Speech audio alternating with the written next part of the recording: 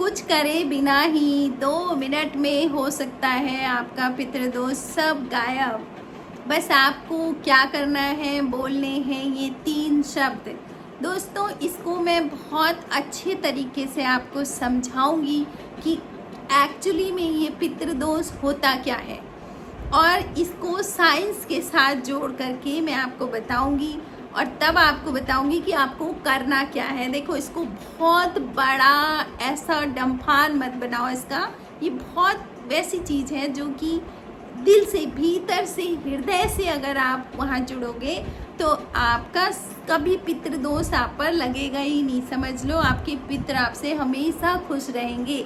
बस ध्यान से सुने, और करना क्या है ये सब मैं अभी आपको अपने वीडियो के माध्यम से बताऊंगी।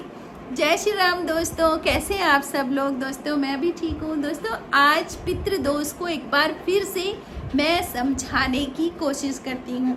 दोस्तों, लोग बहुत ज़्यादा परेशान रहते हैं, लोगों की पीढ़ियाँ उसमें चली जाती हैं, पितृदोष में। लेकिन अगर आप इसको समझ जाओगे ना, तो आप वो काम करोगे जो आप भीतर हृदय से करने वाले हो, तो आप पर कभी दोष लगेगा ही नहीं।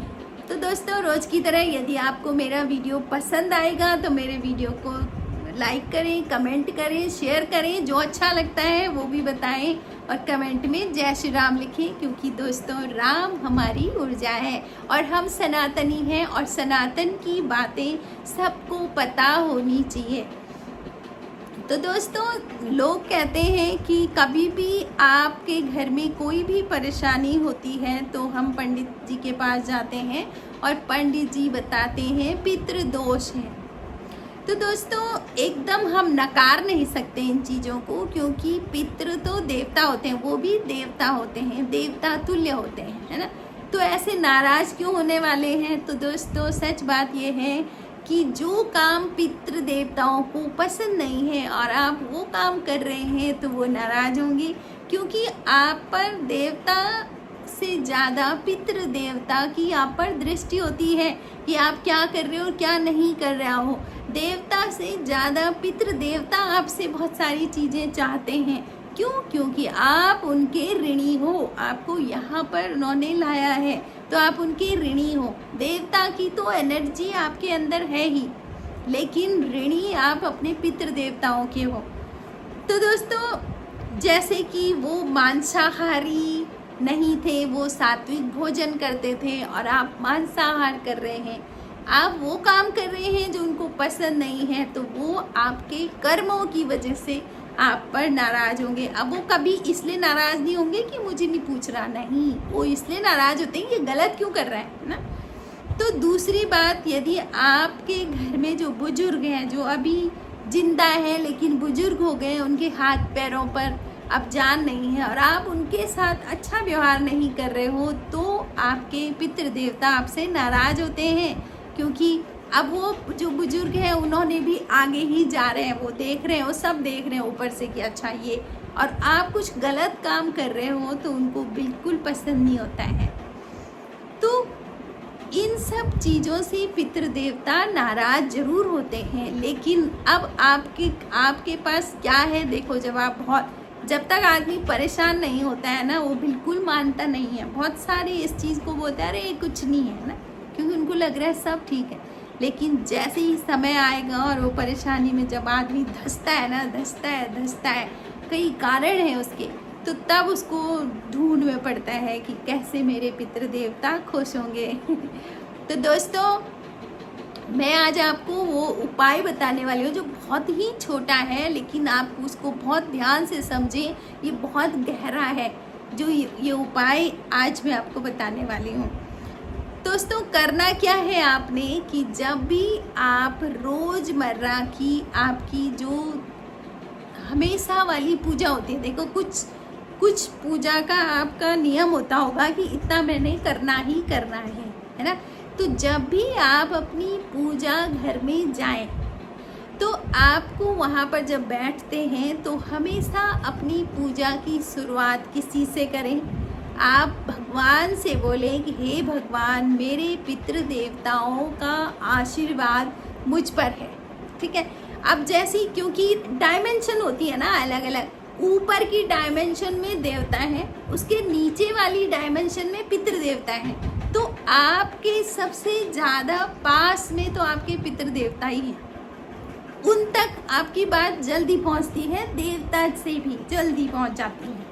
तो आपने सोचा, मन में सोचना भी, ऐसे नहीं झूठ बोलना है, आपने भीतर से हृदय से सोचना है और कहना है कि हे भगवान, मेरे पितृ देवताओं का आशीर्वाद मेरे ऊपर है, इसी आशीर्वाद से मैं आज खुश हूँ।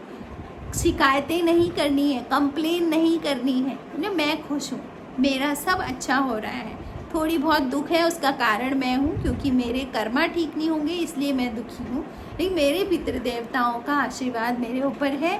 वैसे ही देवताओं से आपके इष्ट देव हैं, आप जिन देवता की पूजा करते हो उनसे बोलो कि वैसे ही आपका आशीर्वाद भी मेरे ऊपर बना रहे। हे भगवान, मेरे ऊपर आशीर्वाद बना रहे। और मैं धन्यवाद करता हूँ अपने पितृ देवताओं की कि उन्होंने मुझे मनुष्य जीवन दिया है। मतलब अगर मैं आज यहाँ मनुष्य हूँ तो इसके लिए मैं अपने पितृ देवताओं का बहुत बहुत धन्यवाद करता हूँ। ये चीज़ बोलने के साथ साथ आपको फील करना है, आपको ब्लेस्ड फील करना है, उनकी आपको ब्लेसिंग मिल रही है। देखो वो सब सुन रहे हैं, जो हम भीतर से मन से जब हम सोचते हैं ना, कुछ भी करते हैं ना, तो वो वहाँ तक ज़रूर जाती है जहाँ तक आप पहुँचाना चाह रहे हो।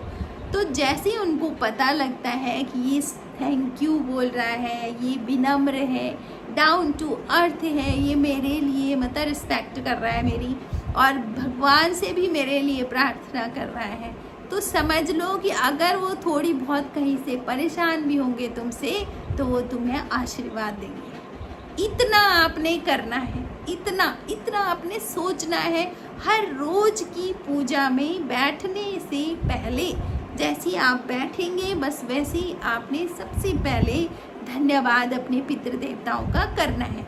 देखो उनसे कुछ लेना नहीं है, लेकिन उनका धन्यवाद करना है और विचार ये रखना है कि उनका आशीर्वाद हमारे ऊपर है, आशीर्वाद हमारे ऊपर है, ठीक है ना।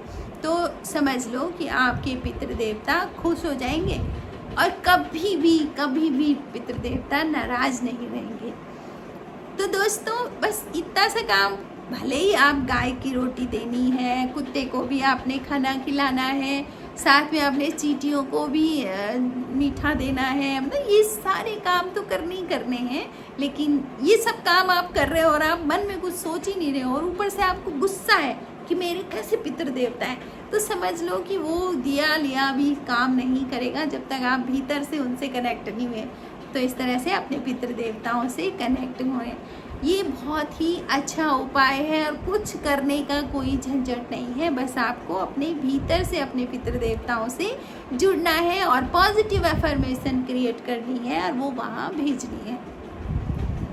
तो दोस्तों आपको मेरा वीडियो कैसे लगा आप कमेंट ज़रूर करें, कमेंट में जय श्री राम लिखें, और उससे पहले आप इन चीज़ों पर मनन करें कि पितृलोक हमारे सबसे पास का लोक है, उसके बाद है देवलोक। तो देवलोक दूर हो गया तो वो आपकी बातें बहुत जल्दी सुन लेते हैं, आप पर उनकी ज़्यादा नज़रें होती हैं जो आपके पास में है, बस इतना समझो आप।